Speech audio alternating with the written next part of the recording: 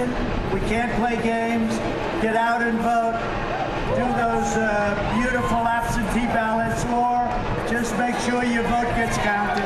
Make sure, because the only way we're going to lose this election is if the election is rigged. Remember that. It's the only way we're going to lose this election. All right, throwing out claims like that of voter fraud and rigged elections has been a part of President Trump's stump speeches since the 2016 election. But this cycle, the familiar refrains are now political strategy. We just played 2 examples of that and a third right before we went to break earlier. The goal is to sow seeds of distrust in the results of the election, setting off a high-stakes political battle for the presidency not seen since the Florida 2000 recount. All right, joining us right now is Dr. Charles Zelden, a political science expert from Nova Southeastern University. And Dr. Zelden, good to talk to you. In addition to casting doubt about the election results, the president has refused to commit to a peaceful transfer of power. This is something unheard of for Americans. What are the likely scenarios we could see if the president makes good on that refusal? Well, actually, not much. It depends on the vote. The only way that becomes a real problem is if the vote is razor thin. And I mean Bush v. Gore razor thin. Otherwise, the votes get counted and the president complains. The governors certify the vote, and that's it. The real problem is if the president decides to go sort of extrajudicial, to go beyond the scope of politics. And for that, he's going to need a lot of support in government to do things that are actually unconstitutional. And the hope is, the expectation is that's not going to happen. But it becomes more likely the closer the vote is between the 2 candidates. Well, Dr. Zelden, what if the election goes to the House of Representatives? Okay, the way it works is this. It goes to the House of Representatives. The top 3 vote getters are in the running, although really only just be the top 2.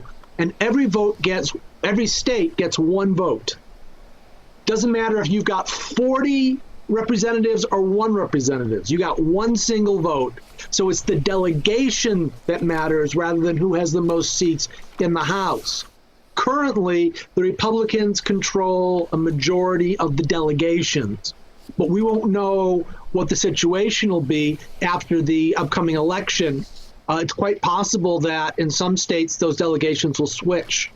And you need a majority of the state delegations in order to win the presidency. Now, The Atlantic reports that the Trump campaign is thinking about having Republican-controlled state legislatures appoint Trump voters to the Electoral College, regardless of what their state's popular vote result was. I mean, that seems unheard of, but you know what? I was here in 2000, so anything, and this is Florida after all. What happens in a scenario like that? In fact, it's not unheard of. We came this close in Florida having that happen. If the Supreme Court hadn't stopped the recounts, the Florida legislature was all set to pick a set of electors for Bush, no matter what the recount showed. Again, it comes down to a question of how close the vote is. The greater the gap between the candidates, the harder it is to justify that the election has failed. That just because the only way the legislatures can do this, once the election has been held, is to say that because of problems with the vote counting, we're not going to have electors on the safe harbor deadline, and therefore we must make this choice on behalf of the state so that we can be counted. That only really works if they're really, really, really close in the numbers and if it's all caught up in litigation, sort of what happened here in 2000. If that happens, yeah, it could be bad, but it doesn't look like it's going to be that close in enough states to make that difference. Assuming they follow the rules, of course. Well, Dr. Zelden, we want to ask you now about the Supreme Court. The confirmation hearing of Judge Amy Coney Barrett just started today, and the president has been pushing for her appointment. In the event this battle goes to the Supreme Court, what happens if the president has exhausted all of his options and still refuses to leave? Well, if the court rules in his favor, chances are he'll stay. But again, I don't see the court operating unless it's a super close vote with problems with the recounting process or the counting process.